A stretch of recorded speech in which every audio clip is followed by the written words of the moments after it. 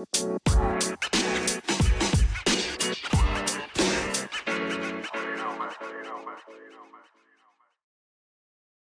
guys, welcome back to the show. I have my next guest on for me today, and I'm going to get your name mistuck because apparently I'm not good at pronouncing names on any level. So, but I'm going to try anyway because I really like how it's spelled. It's Kyra. Kyra. See, told you.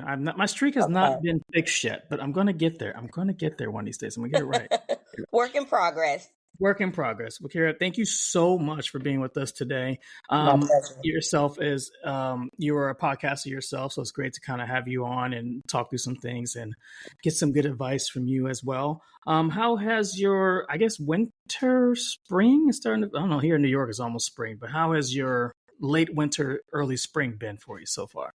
Oh man, it's been gloomy. It's been an uphill battle of trying to get sun and just a lot of storms and tons of rain out here. I live in the Bay Area, so it is just ugly outside. And I'm trying my best to stay inside. Because as Californians, we don't know how to deal with rain. Rain is like our kryptonite. That's so true. I was talking to my mom because I'm a former Bay Area native, and like she was like, it's raining today. I'm like, okay, that's normal, right? I guess I live in New York City now, and I'm just used to every element in the world: rain, snow, sleet, thunder. I don't really know. Throw anything at us, like I'm ready for it. But I know for people in California, it's like, it's still raining outside. Yeah, this is not normal for us. This is actually, they did say that. It's very rare. Not El Nino. I remember all that stuff in school, but I don't know if it actually makes a difference nowadays, right? No. Okay. Just a storm. Okay. All right. I was like, I don't know if it makes a difference today, but yeah, well, here in New York, it's been pretty great. I mean, it did rain a couple of days ago. It's kind of gloomy, but we had probably our first nice day right before we entered spring yesterday. Probably like 60 degrees. So I wore shorts for the first time. And late February, early March, right? And I was like, we're getting to a good start here already. So this is it's starting to shape up to be a nice thing. On the flip side, though, everyone wants to come out, and then I'm just bothered with a bunch of New Yorkers. And I'm just like, oh, please go home. I don't need all you guys around here. Just go home. Just go home. Right. I need to not be crowded everywhere we go. But people got to come out of the houses sometimes, right? Is that what they say? It's like let it rain. I'm trying. I'm trying. I think I'm trying. But this weather makes me sleepy. So, give us a quick background about yourself, a little bit how you started your podcast, what you've been have going on. Just let our viewers know who you are. Yeah. So, as you know, Dak has expressed to you, my name is Kyra. I am the host and creator of the Vibe Selection podcast. I actually started my podcast during the pandemic, and I was going to school for broadcasting and communications. Oh, wow. And, I had an epiphany. I was like, you know what? I think I want to do my own thing. I don't think I want to work for anybody. Because quiet as it kept, I like to be able to make my own money, set my own rules, get up when I want to. And working for the man just ain't doing it for me no more. Reach, yes. Yeah. So I started this podcast, and my podcast is based around spirituality. I talk about pop culture, what's happening today, which we're going to get a lot into on this show. And then I also have musicians come on, independent artists that display their music because I have a passion for music. I, at one point in time, wanted to be a songstress, and that didn't work out for me. That's why I'm in podcasting. So I still wanted to be able to at least give, artists the ability to get the exposure that they need by coming on my show and displaying it. Absolutely. So that's a little bit about me. Right now, I'm doing collaborations. Dak, I'm here with you today. Thank you so much for having me on. And I'm trying to focus on that, just kind of getting my podcast out there, the name for the podcast out there to get people a little bit more familiar about who I am and what I do. Yeah, well, that's awesome. Well, thank you so much for being with us. Well, we'll get into a little bit of some of our pop culture. We currently have a couple of, maybe one reunion or two reunions on for the Real Housewives. The only one I've currently watched was Beverly Hills Part 1, which was, I think, last week. And it started off pretty fire. I'm going to say Dorit came in hot. I'm not been a big fan of Dorit for the most part. I mean, I think she's entertaining.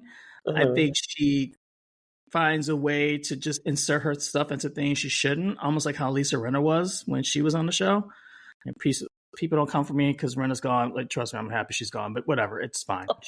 She is who she is. I've learned to Ding accept it. dong, the witch is gone. It's like I had enough after last season. But she kind of really is inserting herself, and I think it's really going to be about Kyle, obviously, this season, and obviously wrapping up this season and the reunion. But who I was really proud of when watching it was Crystal. I mean, Crystal did not hold back. She literally gave Dorit the fire that she was asking for, poked the bear, and got a response back. And she had her girls, Garcelle, I'll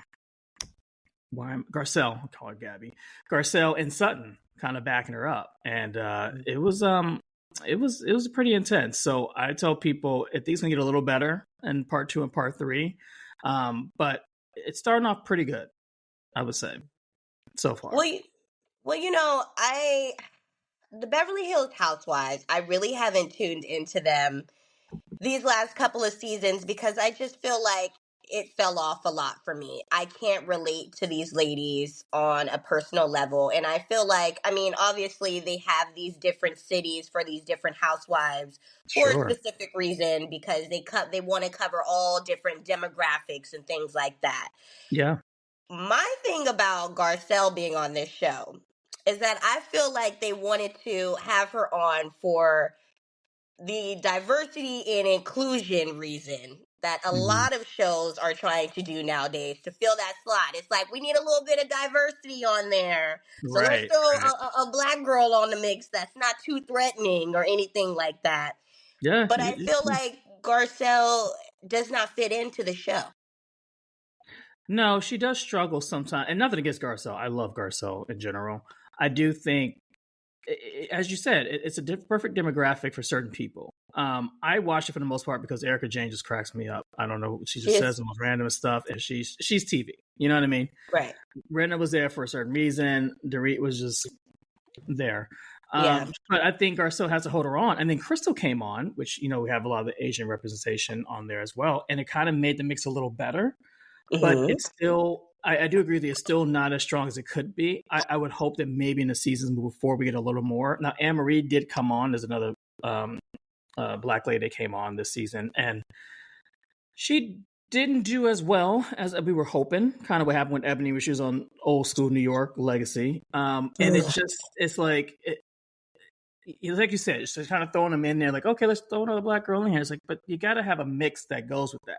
And I don't think Anne-Marie really mixed well after watching the season with the other girls and just came off on the very, not really full offensive, but like she had a lot going on. But it wasn't, God, I hate to say this in the bad way, it's actually she was boring. It just was nothing that was committing to her outside of the whole doctor, not being a doctor and all that fiasco that happened. Like there was not much else going on for her. And I think as a housewife, you got to have more. And that was one of the reasons why I stopped watching Atlanta. And I love my black ladies. I love Atlanta. I love Potomac. Actually, Potomac's probably one of my favorites. But after a while, the storylines, I don't think have been as strong as they should have been. Or they have been in the last couple of seasons. I stopped watching Atlanta. Well, 2 reasons. 1, Nene left. And then 2, Phaedra left. We know why Phaedra left. And 3 was Candy, but then it just seemed like Candy was just there. And she just announced her, she's leaving after so many years. And I think Cynthia left a season or 2 back too. And I'm like, I love my OGs. I'm an OG all the way. I think there's something they all bring to the table. I think they make good television. I'm not against bringing new people in, but I think it needs to be, as you mentioned earlier, it needs to be a good mix. They have to really fit in with everyone. Marlo coming in, I thought was great. She got her peach finally. I was happy for her. She's messy. She's fun. That's who Marlo is. So it made sense. But some of these other girls they added, I just was like, okay, we're here. And the whole messy divorce with Drew, I was like, oh, that was like a season ago. I was like, that was tea. That was tea. And it's just like, that's what we come for. But at the same time, I was like, it was just messy. And I was like, okay. All right. But Marlo also being on there, granted, it took her years to get a peach, and that's Mhm. obviously for a reason. And like Nene Sure. she had said, Marlo, if the producers wanted to give Marlo a peach years ago, they would have given her a peach if they felt like she was worthy of actually being on the show. The fact Absolutely. that she came on for a few seasons and she's pretty much getting casted out just shows like she doesn't have a story to tell because Marlo doesn't.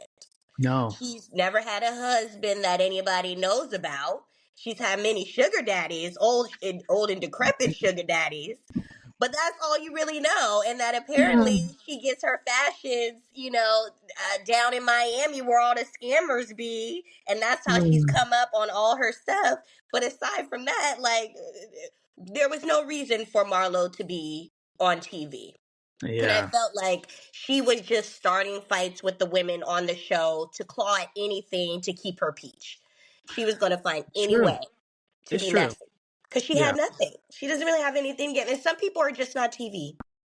That's so true. And I think a lot of times they try to force themselves into these situations and make it, obviously producers always change everything or get mixed in, but like you could tell it's forced sometimes. You just watch it and you're just like, what is this? You know what I mean? Like what's Yeah. going on? Like, what's happening? So yeah, Right. I totally agree with you. She should have probably had a peach a long time ago, but you're probably right. I mean, I liked her for her one quip. She was a good friend. I would give her that. She was a good friend of the show. She came in, do what she had to say. I was always a fan of her for that. But as far as holding the story, no, I probably agree. I'm happy for whatever she decides to do, but she's she is who she is. She's That's the a mess. side of macaroni and cheese, collard greens, and candied yams. She's not the fried chicken, the catfish, the oxtails. No, She's none of that. And I feel no. like that's where she should have stayed as a good sidekick because she makes a good side dish. Very true. It's Very not the true. main. Yeah. But as No, far as the other ladies, I feel like all of their stories have been told. Candy's story has been told. You seen when she yes. first came on and the Yeah. whole situation with AJ and his passing, and then you seen her get married, you seen her have kids, you seen her, Open a explode with restaurant. Multiple open a restaurants. restaurant, Yeah. bedroom Candy. She went on tour. Nene, I mean, you seen where she started off and where she ended up, and then Yeah. Kim and all these things. There's nothing more to tell of these women's lives at this No. point. They just need to recast, and as much as we love them, and they'll always be OGs, there's no more story to tell, and a lot of them are not willing to give anymore. That's true. That's very true. And if you give so much of your life to a show, which is why I think Kyle might be leaving Beverly Hills. She's the longest running housewife on there currently. And it's like, I don't know what else you really want to tell. You've been through Right? everything. You've seen everything. Yeah. So that's very true. Have you had a chance to catch up with Potomac? My Green Eye Bandits are my girls. I just love them. So. A little bit of the Potomac girls. Now, I will say that the Potomac girls, I feel like, are the new Atlanta girls. Okay, I have to agree with you. I asked my best friend about this, and we both kind of feel that way. I think Potomac brings it to a level where you're like, damn, okay, Yeah. it's a good mix, and they have it. So, Yeah. I'm a big fan of everyone on the show. Well, not some of the older ones, but the newer cast, I'm a big fan of, and I think they really do bring it. I have to agree with you on that. They do. But I'm hoping more happens. I mean, I know their reunion's probably coming up pretty soon. Candace gets on my nerves sometimes. I mean, I'm really happy for her, but I think she's like, you know what? She's a shit stirrer. And I think she knows that about herself. Her and Ashley, honestly, they should just be best friends. I don't know why they keep fighting. They're literally the same person. It's like, you just have to be friends because you both are messy, Right. like literally messy, Yeah. and it's just like, I wish that Candace had a way to get along with the girls a little better, but I think she needs a storyline. And so she finds ways to push buttons. I really do wish Robin was more upfront about her and Juan's fiasco that happened like last season, because that was a little messy. Because I think if you are on reality TV, that should be something going on. Not to Right. pry too much. I know you got a family and this and that, but it was like, you have a podcast, you're talking, Giselle, like you guys are talking about this stuff all the time. So it's like, at least let your people know what's happening. Right. That's all it Yeah. is. Yeah. And I mean, like, whatever happened with that situation with Don Juan and that basketball player, and Oh, how his friend was over there blackmailing him into having sexual relations, and how Don Juan did not a thing about it, and no one's spoken on it. Here's my thing with, the green-eyed bandits is they never really want to give much into their lives, but they Of want to be course not. on reality Of course not. TV, yeah, Yeah. for a check. And Yeah. honestly, quiet as it's kept, I really think, she's with Don Juan because it's a sense of financial security for her. Like, it's a roommate situation. She ain't got nothing going on. Whatever happened to her Nope. whole Nope. hats Nope. line and all those things, like, what happened? No one knows. Like, you're not really talking about anything. And here's the thing, if you're going to be on these shows and you know that you have nothing else besides being a wife, you need to take advantage of building a business, building a brand, opening, creating Sure. something so you have something to Yeah. fall back on. Yeah. Because, Portia's coming back to the Housewives of Atlanta, and you Um, already heard what happened with her Nigerian prince or oh, Nigerian scamming king, honey, I was and all rooting that for debacle. her. It's messy, and it's like, I mean, I think Portia's doing great. I mean, she had Dish Nation, she had a lot of stuff going on. I think she had her own show spin off too, and it's like, I don't even think and this is probably an unpopular opinion, I don't think she needs Housewives. So I don't know why she's even coming back. I mean, she could be doing something else, you know? Is it because she's She does bored? need him. That's why she's coming back. She married that man for his money, and then she found out that all his cards Well, I said mean, declined at one point because the government got all his funds frozen. she And got so Dish now Nation. She must be doing good on Dish Nation. Like, that's a good radio show. It's a really popular, wide radio show. it's not enough to sustain all those private jet flights that she's taking with her Nigerian king, honey. That won't cover. They won't cover all of the bills. You know these Mm. women on the Housewife live way beyond their means. You know what Oh, happened with God. Kim? She broke and pentyless, and her Jeez. man is broke and pentyless. Oh, that was a mess too with Kim. Oh my god, I that was. mean, come on now. You know, I would love to see Kim again. I'm not gonna lie. Secretly, I would love to see Kim that would again. be good to see what's really going on. Yeah, Like, like why are you what's. guys fighting? Where's the Yeah, money? You yeah, know? yeah. Yeah, you're She right. needs that check, quiet as it's kept. She needs to go back on to, the Housewives of Atlanta. Her and Portia at this point, they need it. It's their only lifeline. And Phaedra, honey, she missed Reiki because she down to the Married with Medicine girls over there pretending like she's into spirituality, even though her mama and her are supposed to be diehard Christians. And now she over there dabbling in the dark arts and want to become a renowned voodoo priestess. You know what's funny?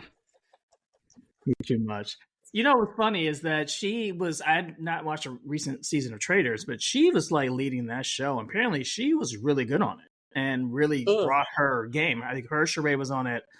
I think someone else was on there from the Housewives. I think one of the girls from Miami.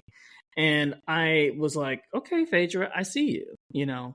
I think now that Candy's gone, there's an opening for her to come back to Atlanta because I don't know how I feel about her on Married to Medicine. Nothing against the ladies on Married to Medicine, but I'm just like, I Right. don't know how she fits into that She doesn't. mix. She You doesn't. know? And that's why she created this whole fake Reiki thing to get on there and have a storyline and to get some income. And I'm not saying, Phaedra is broke or anything like that. I believe No. that Phaedra is very financially literate and she's responsible and has other business dealings. She's smart, but it's not kicking in the type of money that you can get off of being on these shows. I mean, these girls are making $1 to $2 million just to show up to the reunion. That's So true. think how much money some of them were getting per episode. And you It's can't true. get that, with doing Reiki. You're not getting $1 million, No. for one show doing Reiki. Like, you're not getting that. So it makes That's sense for fair. her to come back on, try to revamp herself. But she also doesn't want to give a whole lot into the whole Apollo situation. Mm, She's telling producers behind the scenes she don't want anybody to talk about it. But no, if you're going to go on these reality TV shows, you need to give people a look into your life. It's all about the reality of your life. That's why the viewers tune in. So if you're not going to give us any of that, then you yeah. might as well go back to Salem, honey, where the witches be, and just get lost over there. Okay? I can't. I can't. Because it's not happening for you over here with the Married to Medicine girls. Yeah. Sorry. Yeah.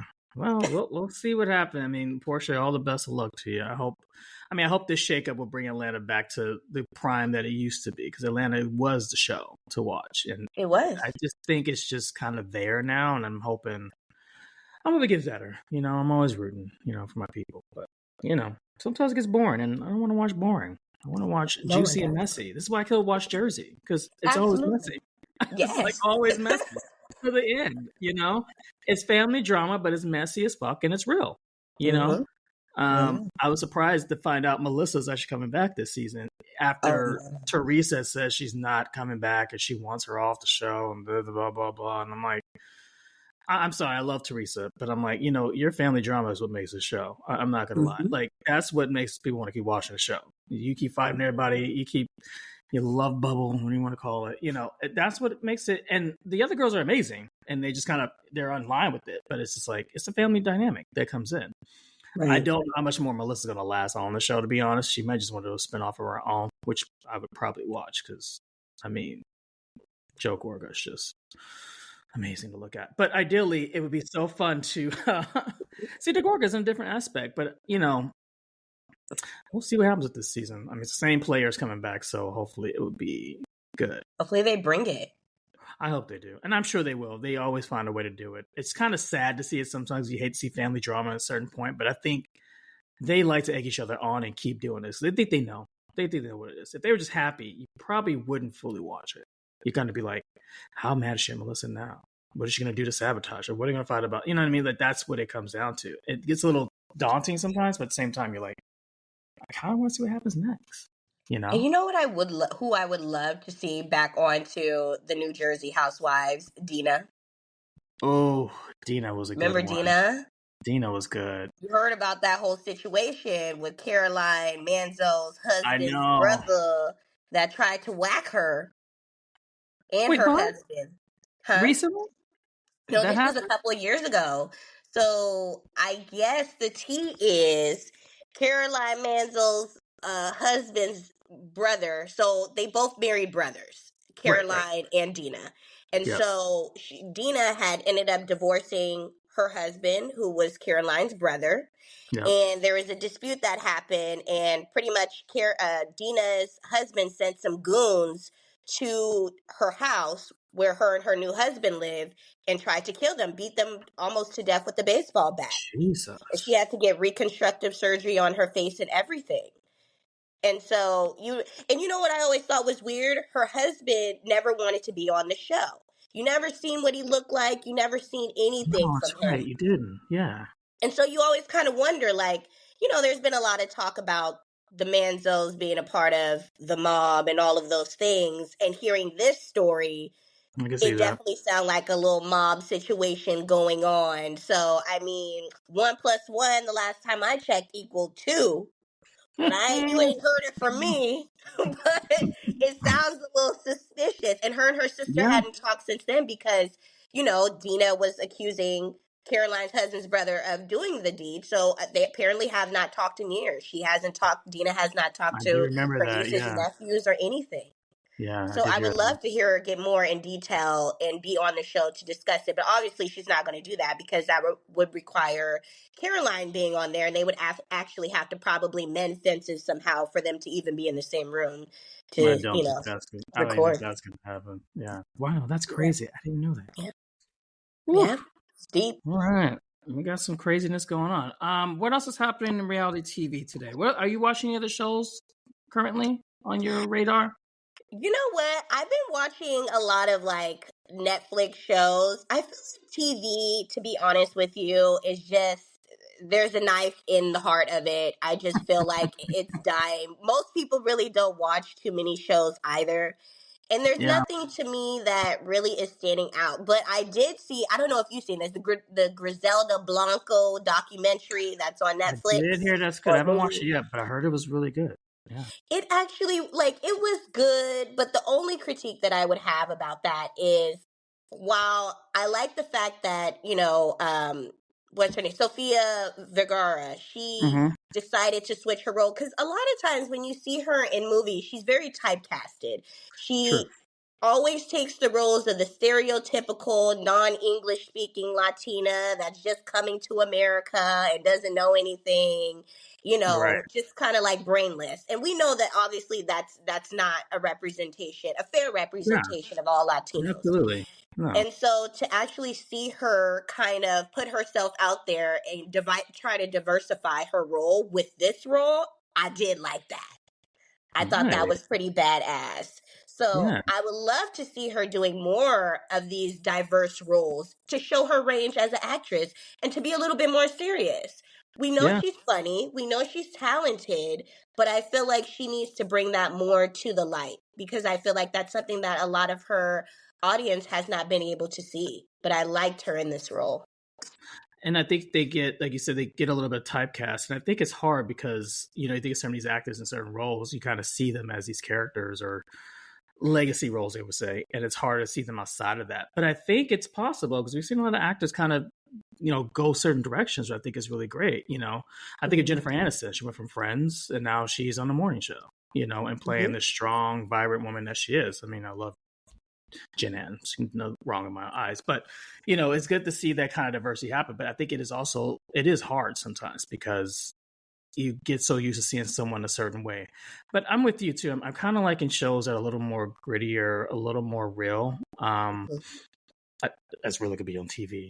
And I do think reality TV is a little dying. And I actually have a guest coming on my next podcast where we talk about the death of cable, which I'm starting to think may actually be a thing. I mean, the age of streaming has been the way to go. And you kind of get your shows, you can watch them again, and you can go back to older shows you watch. But then also it's like the content is always there. But I think Netflix did a good job of just building on content for years to come. I mean, they just bought stuff up and just bought, and they're like, okay, we're going to just pop these things out. And there's not been too many shows where I've been disappointed on Netflix or Hulu at that aspect that they have out there, which is great for the platforms, but it's kind of sad for regular TV. And I'm a Bravo head. Like I love everything Bravo, but it does get to a point where it gets a little stale and it starts to get redundant. And they try to push too many things that are out there, certain shows. And you're just kind of like, I think I remember watching House of Villains. I just was like, and I love New York. Tiffany Oh, Pollard, she's yes. one of my favorites. And it's like, HBIC. always, always. And I think it's like, it's like, I don't know, whoever thought I did to put villains of every reality show in a house and seeing what happens. I watched the first episode, it's pretty good. Second episode, I was like, okay, they're going here. And then after Tiffany got voted off, I didn't care anymore. So I was just like, I just watched it for She her. was a show. She was a show. It's like Yeah. she knows what to bring. She knows what she's doing. She is out there. We know that about her. She ain't gonna change it. You gotta love her, you hate her. Yeah. And that's And just you're gonna what love it her. is. You're gonna love to hit her. You're gonna love to hate her.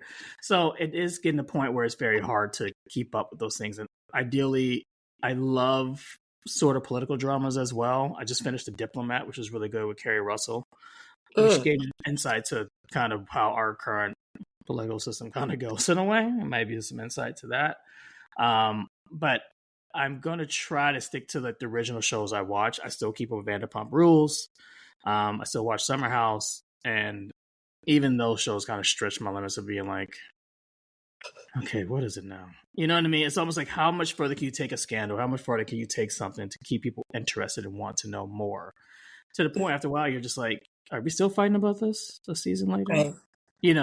So Right. you have to run into that exploration comes in for these shows. But it's still fun to watch sometimes, especially Summer House, because Lindsay and Carl broke up right before the show started. And now the whole season is leading up to their breakup of their end of their engagement. So it's very cringy to watch, but also you're just like, maybe we can see what happened and why they actually didn't stay together. But that's a little bad that I want to see a breakup happen. But also it's like, it's really crazy because like they fought every year to be together and they finally had this time to be together. And all of a sudden it's like, done, over. Yeah. That's how it is sometimes. You test it out Crazy. again, you test the waters, you dip your pinky toe in there, you're like, ooh, I just don't like this temperature. Let me get my foot out the pool. It's crazy. It's I try to keep as much as possible. But like I said, it is hard, but I do think we're going to an age of streaming that's going to take us to, I think, a different level when it comes to TV. Oh, and also Love on the Spectrum is a really good show too. I love that show too.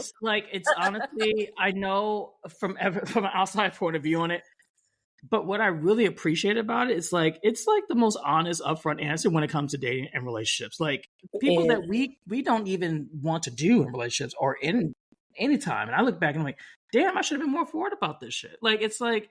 And just get it out there. It's just kind of like, so open and honest. I don't know, I love it. It's so good. It's so good. And I'm always like, I'm just my little heartstrings sometimes. I'm like, oh, I doesn't work know. out. It's just like they're just lovable and they're just so nice and they're just so real and honest. And I'm like, God, I wish people should be like this more. Honestly, just because of dating, I wish you could be that.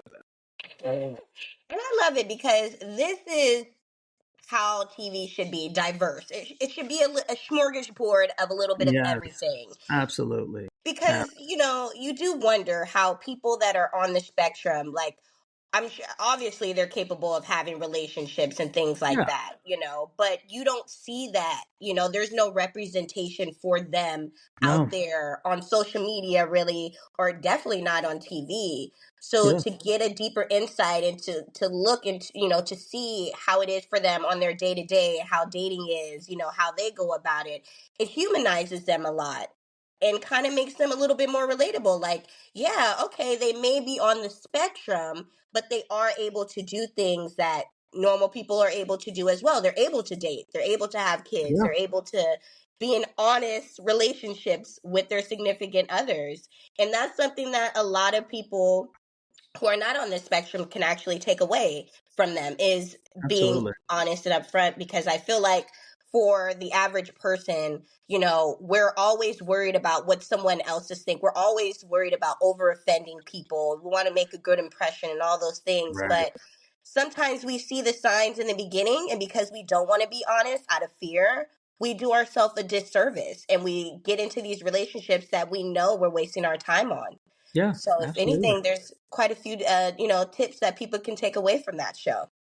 I totally agree. I had my friend watch it because his dating life is just awful. But I'm like, you can see, I know why his dating life's awful. But it's just like, you could just look back and realize that you can just be, what I think it comes down to is really about being yourself. And I think sometimes Mhm. when we're younger, maybe, and then maybe just somehow people feel like they put a front on, it's harder for them to just be real with one another. And it's not saying you have to have an open book your first date. I mean, that's a lot for anybody. I'm not saying go in there and say, oh, here's my life story. Nice to meet you. Like, no, but like generally over time, learn to be more open and communicative with one another and just be open with your feelings and honest and not ghosting people and just being like, hey, I think this is great. I'm not really feeling a real connection, but I really think you're a great person. That's like the most honest answer you want to hear from anybody, instead of being like, oh yeah, great, oh I love hanging out with you, okay, fun. It's like you're doing a disservice by just leading someone on, because you don't want to Mhm. hurt their feelings, Right. but you're really hurting their feelings more because then you're giving them a chance to think that you could be with you, but it's not gonna happen. So Right. it's I love the aspect of the show because it really, like you said, it really does open the eyes up to people and just understand just to be open and just try to be more forward and be. It's not a not a cancer. It's like a cancel culture of like, okay, well, you can't say this and that. Well, no, don't go in there and say I can't stand Jews or some other crazy shit. Like, don't go say stuff like that. But like, Right. but if you're like, I think it's okay if a woman's okay to pay or we split bills. I mean, things have changed in time. Some women still love the traditional, like a man pays for dinner, this and that. I understand that. A lot of my girlfriends are independent women. Like, they're like, I got all my money, I got my own house, I got this and that. We can split, we can do whatever. And I think that's fine, but you have some of these guys who are so old school, like 1950s, like, I have to pay for everything. I'm like, That's what well, I want. I want to which is bring me the fine. 1950s man. Which I'm like, Okay. listen, that is fine. If that's how you want to roll, fine to Yeah. roll like that. But don't make a girl who's not in that level of feeling that way, make her feel bad about wanting to take care of herself. It's like, find the person that fits what you are. Don't try to mold someone else to be something that they can't be. Right. But You here's know, the thing, though, because I hear this from a lot of women, and since I'm a woman, I'm gonna give you my perspective. I hear a lot please, of women who say, "Oh, I don't mind paying for half the bill, and I don't mind paying for this." Here's the thing about doing all of that: men are very simple. So when you pay for everything and you're putting on this independent woman hat, and there's nothing wrong with being an independent woman. Every woman should yeah, have their own. You should have, if you're good dating someone that has something, you should have something too. The problem yeah, is, since men are so simple, when you're doing everything yourself, a lot of men see it as, okay, well, I don't have to do anything for her because she's already yeah, doing it for herself. They're not thinking of it as being considerate, like, okay, well, she's always doing it for herself. Let me help her out. Let me pay for this. Or let me help her with her tire or right, whatever it is that she may, want help with. They're not thinking like that. And so these women are having relationships with these men where the relationship is really essentially off balance It's true. because the man really isn't having to put out much, if not at all. And so a lot of the Mhm. women come to me telling me how, dissatisfied they are in the relationship because their man won't buy them flowers. They don't think of them. They don't do any thoughtful gestures for them. So they don't feel a sense of love. And so it's Yeah, putting these relationships on the rocks. And a lot of these women are breaking up with them.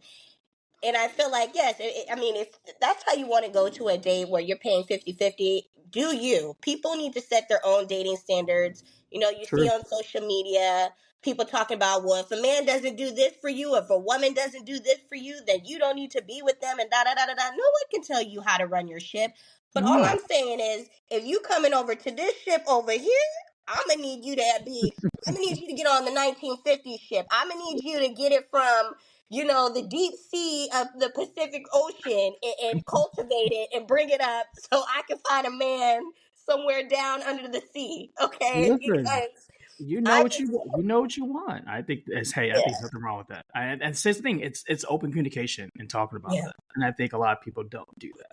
They get very scared. But I totally see what you're saying because I had a friend. She had a boy that just literally said everything you just said. Kind of fell into that pattern. She just took care of it. I'm like, girl, what are you doing? She's like, oh let well, him do something. he's working, he's helping, he's doing it. I said, besides blowing your back out, I don't know what else he's doing for you. So I'm just like, what?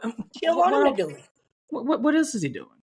She don't want him to do it, but she wants him to do it. And men are not like that. They don't think like No, that. It's like, if you're no. doing it, then why do I have to? What do you want me to? I'm not going to fight with you about this.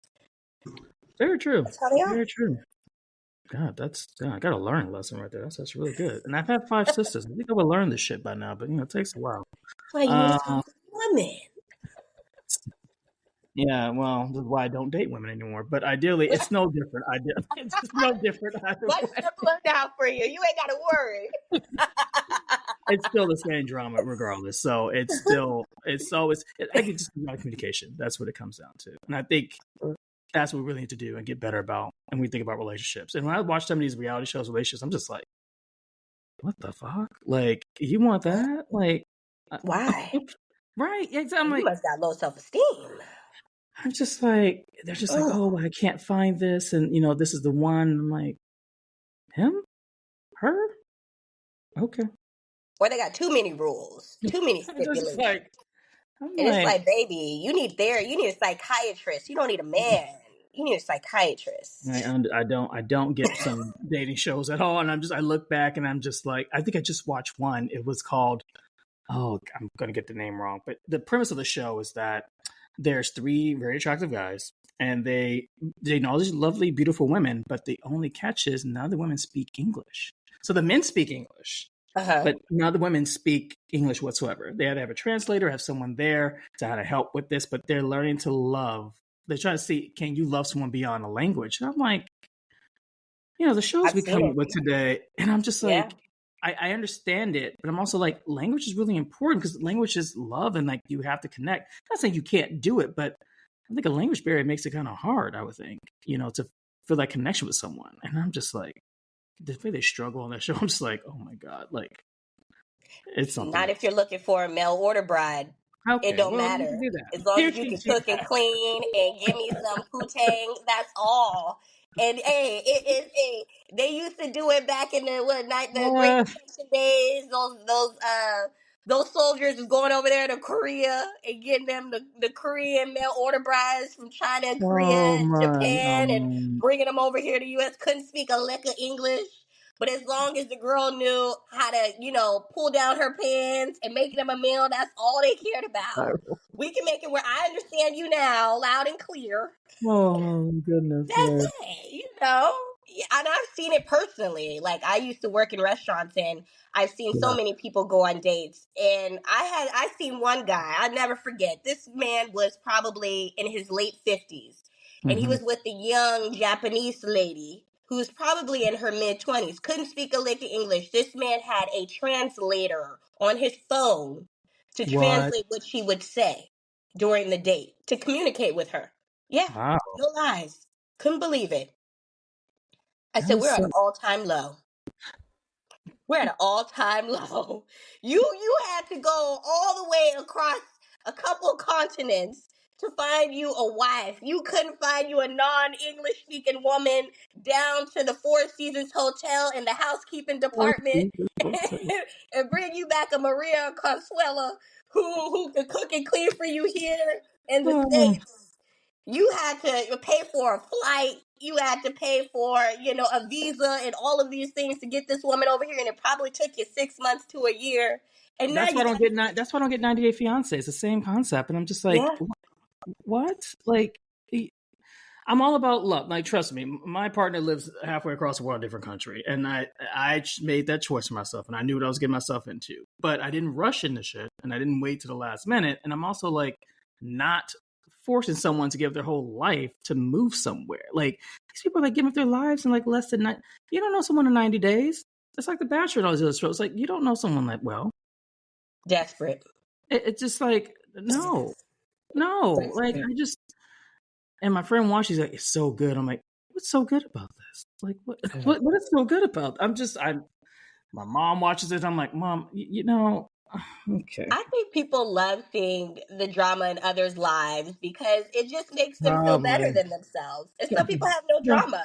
So it just kind of gives them drama without that's very having to true. be in the drama.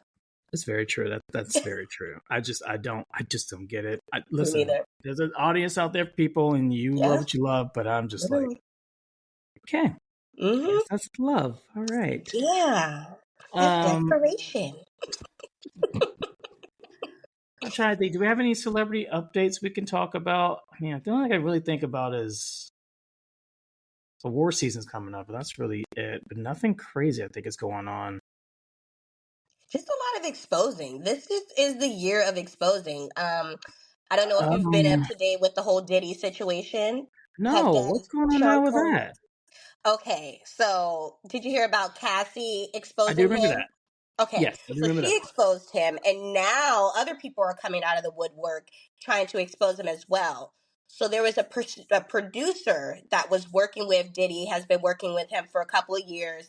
Hmm. Apparently, he did a lot of production for Diddy on his latest album, the Love album, Okay. and he claims that he spent 6 months to a year or 9 months working on this album and never got paid, and said that Diddy Wow. sexually harassed him.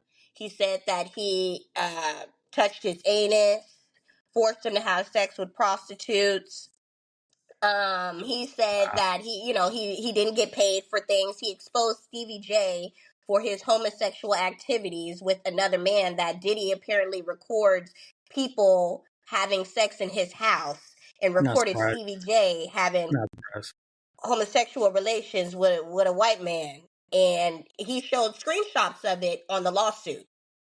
No way. Yes, In the lawsuit. in the lawsuit, showed screenshots, and apparently Diddy has been messing with underage women. Yes, and that got exposed in the lawsuit. He showed screenshots of these alleged young prostitutes that Diddy is frolicking What? around with. Yes, yes.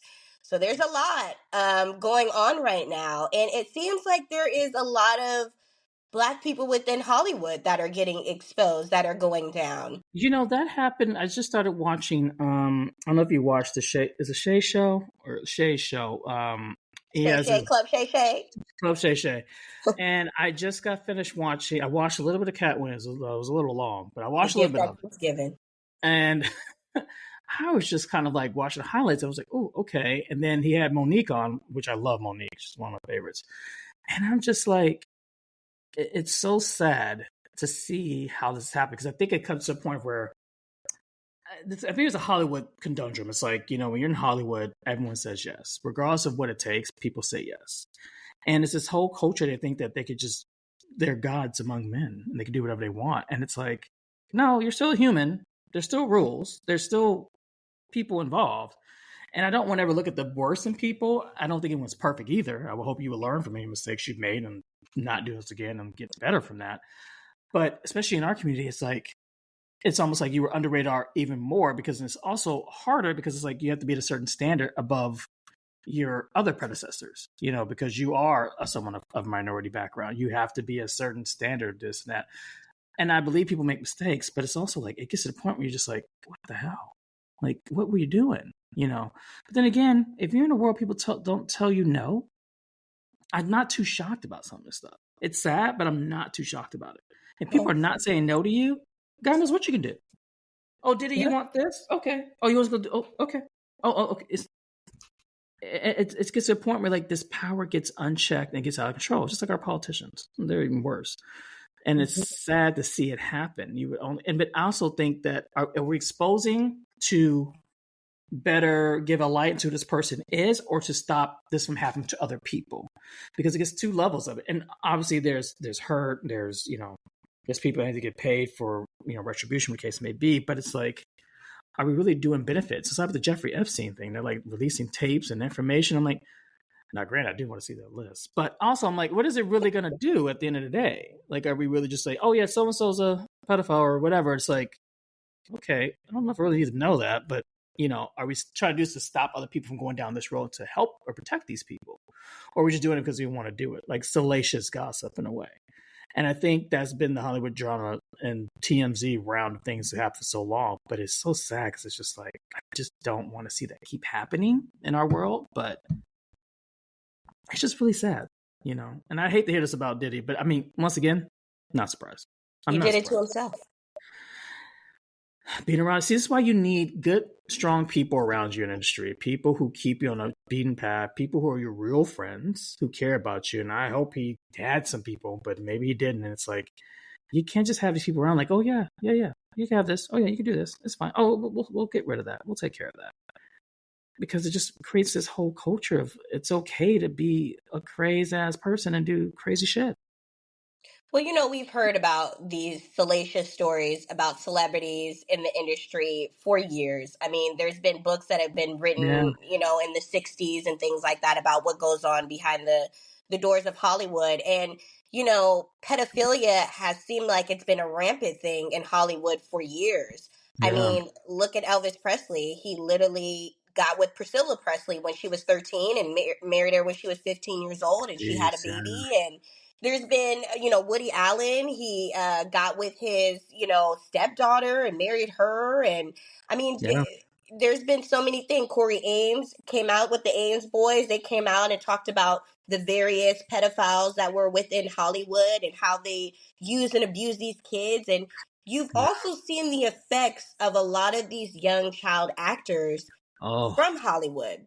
yes. Now, a lot of them have gone crazy. And you have to wonder, like, how is someone that came from a somewhat normal upbringing, granted I say somewhat normal because they obviously were in Hollywood and, they didn't do things the average kid did, but Yeah. what made them snap? Because they never displayed this type of behavior before. And so Mm-hmm. you have to think, obviously, there's something going on behind the scenes that's making them snap and tick like that. Yeah. And so I think that it's sick. And I think a lot of these, there's also the documentary that just came out about Dan Schneider, the guy who was the head over Nickelodeon, and all the, Yeah, that's coming out soon, right?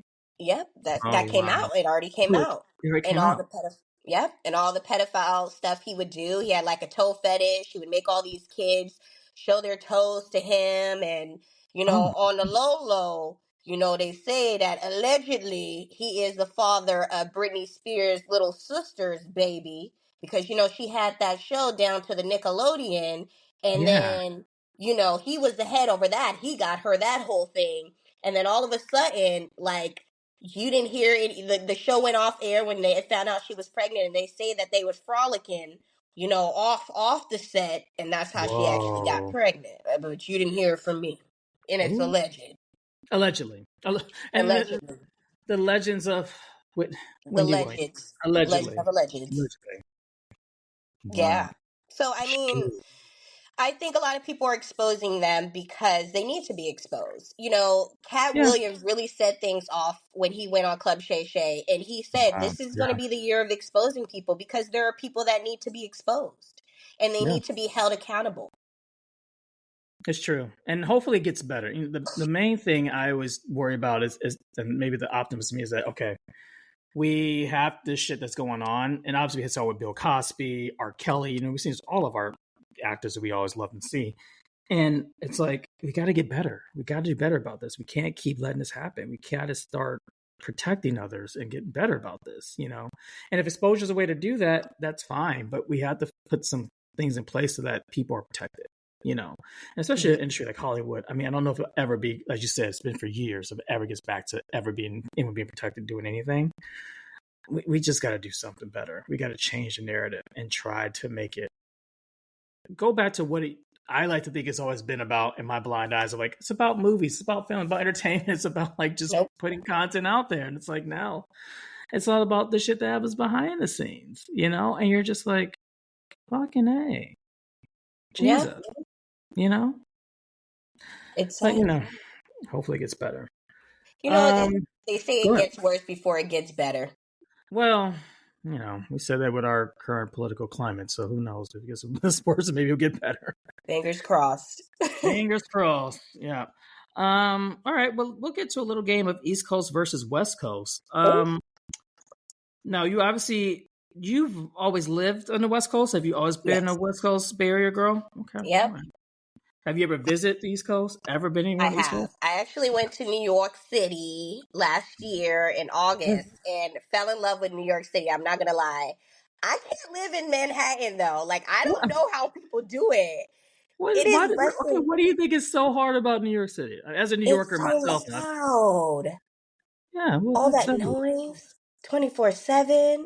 You got the Dominican DJs just riding their bicycles down Fifth Avenue, you know, at 3:00 in the morning. And it's like, it's a fiesta going on. It's like, what the hell? And then you got all the tourists in Times Square. And I mean, all the shops open. It's just a lot, but it's beautiful. New York is beautiful. Okay. I mean, I will say, you know, as I grew up in the Bay, like I do miss certain aspects of, well, weather used to be number one, which probably still is for the most part outside of the crazy rain, but weather's always been really good. Mm-hmm. You have a lot of laid back culture, I think. I think in New York is very rough and gritty and fast paced. Whereas at least here in California, for the most part, is very like chillax. It's very like whatever. And it's kind of like you kind of go with the flow of things. So I do think that's a little better. I do miss In-N-Out Burger. I'm not going to lie. You know, they're expanding though. They're coming to a lot of different states. They may hit up New York next. I know. It was in Denver last year. I remember the line was like 6 hours long. They had built the one in Denver and it was one in Vegas. I know there's one in Vegas. I think there's some in Texas. I don't know what part of Texas. I think there's some in Texas as well too. Yeah, I do miss In-N-Out Burger. It's the one thing I do whenever I come home. I like literally get off the plane. I go straight to the first In-N-Out Burger.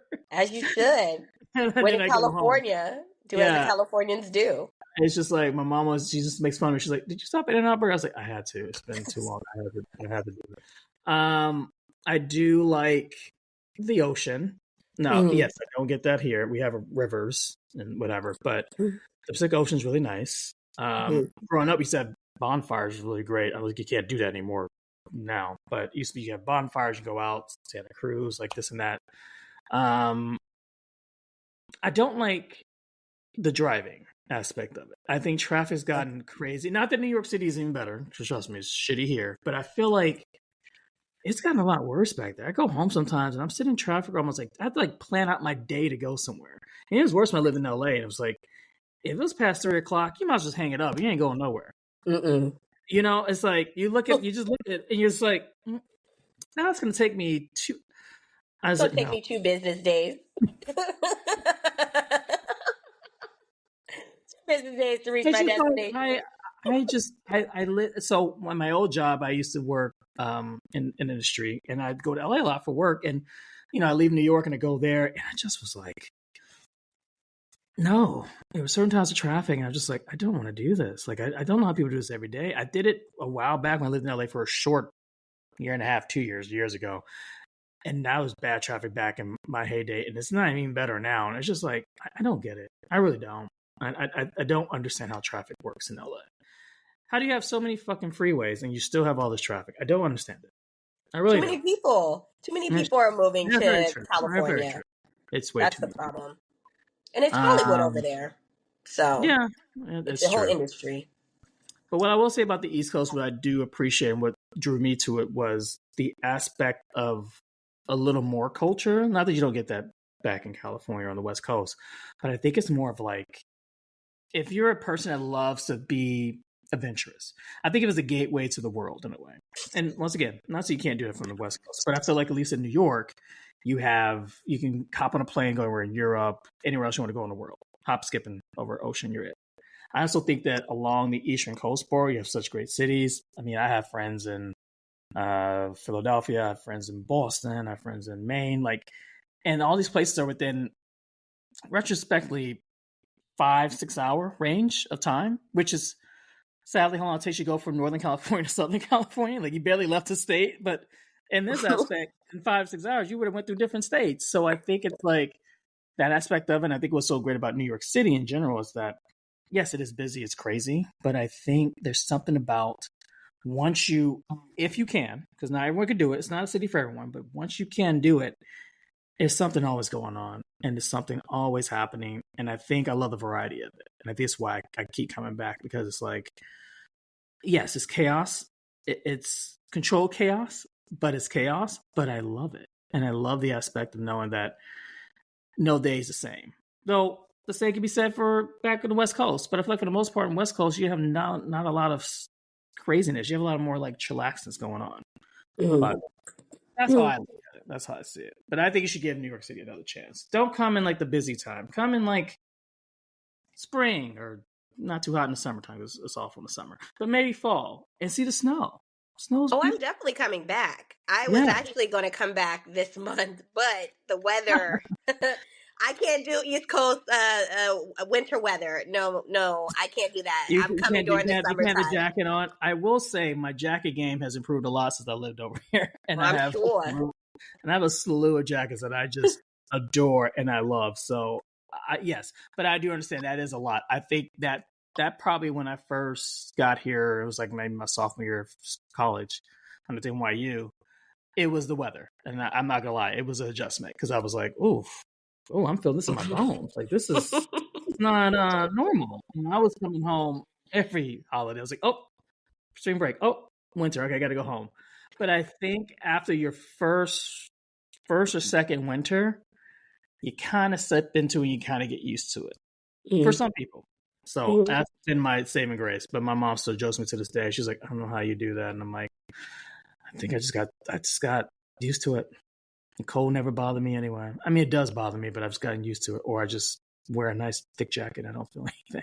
Yeah, get you a little Patagonia jacket. Yeah. Get a A North little Face, warmer. get the Yeah, Timbs. Like you're good to go. You're good to that's all go. you need. And some That's all mittens. you need. Yeah. Well, I hope you come back again. If you I do, please will. let me know. We can link up. I can Yes. show you New York from my aspect of what New Yes. York is. I would love that. Yes, how I roll as a New Yorker, which is probably not that grand now that I think about it. I'm kind of boring. I go to work. I maybe do a happy hour brunch, and I maybe go to a hot spot here and there. I Oh, know. I you guess. classy. You real classy, base. I mean, I try to keep it a little highbrow and a little lowbrow at the same time. I mix it. Oh, They say it's classy but a little trashy at the same time. That's what I I say. like it. Yeah, Yeah, you gotta mix it up. you All right. do. Well, Kyra, do you have anything else going on with you? Anything else you want to shout out? Anything else happening for you on your end? Yes. So tune in to my latest episode on my podcast. It's episode 63. It's called Life After Death. I had a psychic medium come on my show, Mm. June Edwards, and she discussed all about how life and death actually really works. And she Oh, gave a more religious component to it because it's just more easier to explain it that way. And most people identify with religion, but right. it was fascinating to hear her perspective. So if you are interested in listening to that episode, I highly recommend tuning in. And also, if you want to listen to any other episodes on my show of the Vibe Selection Podcast, you can listen on Apple Podcasts. We're on Spotify, honey, Pandora, YouTube. Make sure Right. you like and subscribe and follow me on IG at Vibe Selection Podcast. It has been wonderful being on the show. Thank you so much, Dak, for having me on. I really appreciate it. Absolutely. I look forward to hearing your podcast, and please, you're always welcome back anytime. So, Thank you. I wish you all the best. I hope the weather gets better out there. I have to go home at some point this spring. So I have to get my In-N-Out burger. It's been too long. I think the last time I went home was probably nope, it wasn't December. I think it was October. Was the last time I was home? Last October. Shit. Listen, it's been a while for me to get an In-N-Out burger too. Those lines be so long. Anywhere you go, I get so discouraged. I'm like, do I have enough gas in my tank to sit through this line?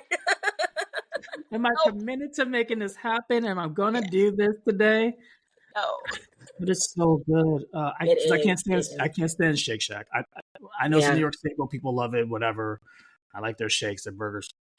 But no, In-N-Out burgers my thing. Okay, it's calling me. All right, I gotta make a trip home. Now I'm getting hungry thinking about it. Damn it! What have I done to myself? Well, thank you again for being on the show. I appreciate you. I look forward to next Yes. time, and I'll make sure to drop all the links in the podcast. And hope all is well, and stay safe and stay dry. Yes, I will. Thank you. Thank you. All right.